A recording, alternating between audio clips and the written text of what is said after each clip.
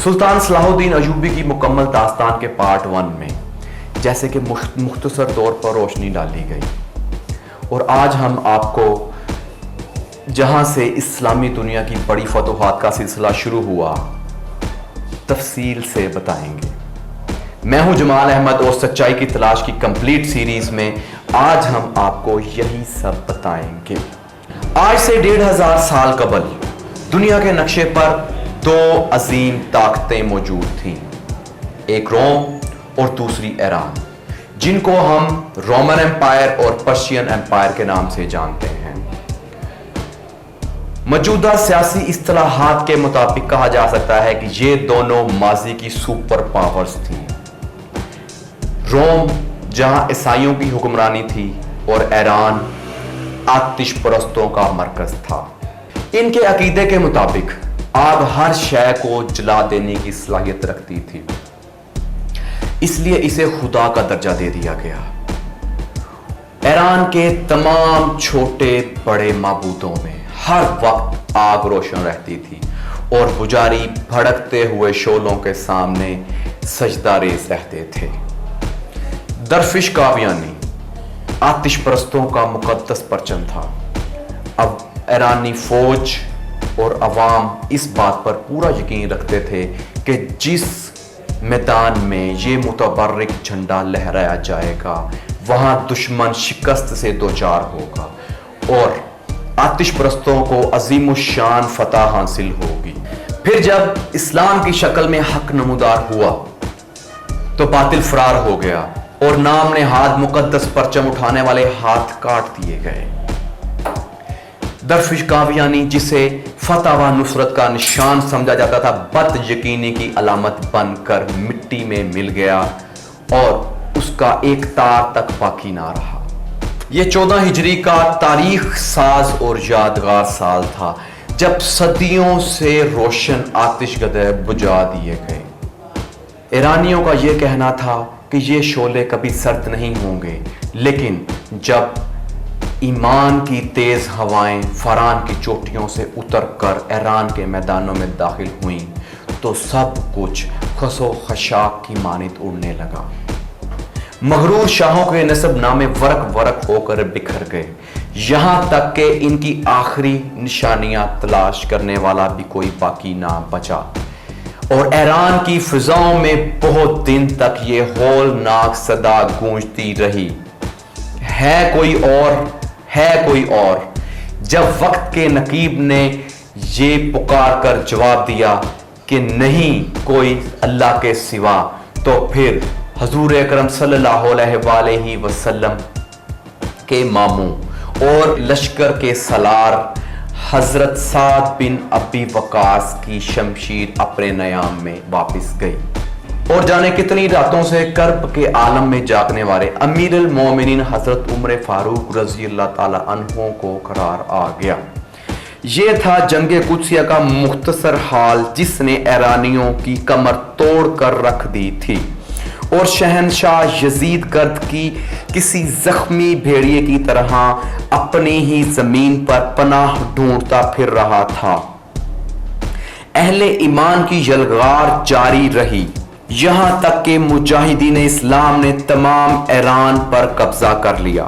शहनशाह यजीद गर्द फरार होकर तुर्किस्तान चला गया। मुस्लिम सलार हनीफ बिन कैस रजी अल्लाह ताला अन्हो ने ईरान का सारा खजाना माले गनीमत के तौर पर अमीर अल मोमिनीन की खिदमत में मदीना मुनव्वरा भेज दिया।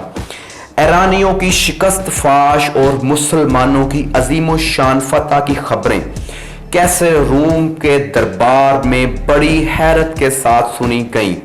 कैसर के एक दूर अंदेश वजीर लोकस ने अपनी निशस्त पर खड़े होकर एहतरामन अर्ज किया, ए हरकल आजम, मुसलमानों की ये फतूहात ईसाइयों के लिए नेक शगुन नहीं है।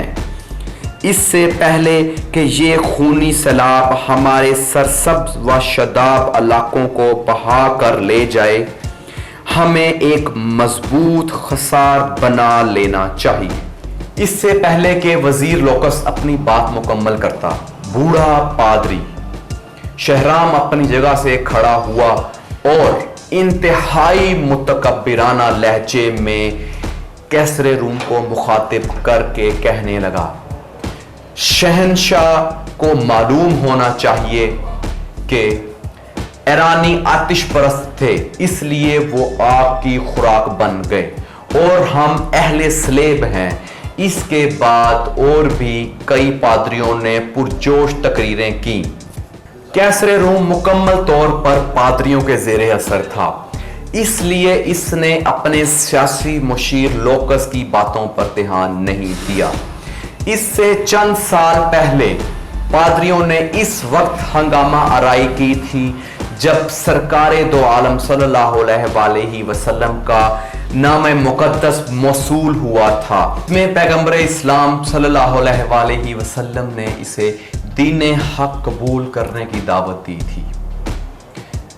कैसरे रूम सरवरे कौनैन सल्लल्लाहु अलैहि वसल्लम की इस दावत से मुतासिर हो चला था, मगर जब इसने पादरियों के गज़बनाक हालत में देखा तो इस्लामी वफद को अपने दरबार से उठा दिया। अल्लाह के रसूल सल्लल्लाहु अलैहि वसल्लम को दुनिया से रुखसत हुए सिर्फ 4 साल ही गुजरे थे कि दुनिया के बड़े बड़े काहीन, नजूमी, सियासत और जंग के माहिरीन इस बात का अंदाजा भी नहीं लगा सकते थे कि पैगंबर इस्लाम के नाम लेवा सहरा के मैदानों से निकलकर ईरान जैसी अजीम ताकत की बस्त उल्टा कर रख देंगे। वो ईरानी जो खुद को मुहज़्ज़ब और दुनिया की अजीम तरीन ताकत समझते थे। जब पहली बार मुसलमान सफ़ीर हज़रत अब्दुल्ला बिन हुज़ैफ़ा रज़ी अल्लाह ताला अन्हु हजूर अकरम सल्लल्लाहु अलैहि वसल्लम का नाम मुक़द्दस लेकर ईरानी शहनशाह खुसरो परवेज़ के दरबार में एक ख़ास अदाए बेनियाज़ी और जलाल ईमानी के साथ दाखिल हुए तो शहनशाह परवेज़ ने सहाबी रसूल सल्लल्लाहु अलैहि वसल्लम को बहुत नफ़रत और हकारत से देखा। फिर खुसरो परवेज़ शहनशाह ने नाम रसूल को चाक करते हुए बहुत पूरी अरब दुनिया को मुखातिब करते हुए इंतहाई ज़िल्लत अमेज़ लहजे में मुखातिब करते हुए कहा, ए छिपकली नुमा जानवर का गोश्त खाने वालों और ऊंट का दूध पीने वालों।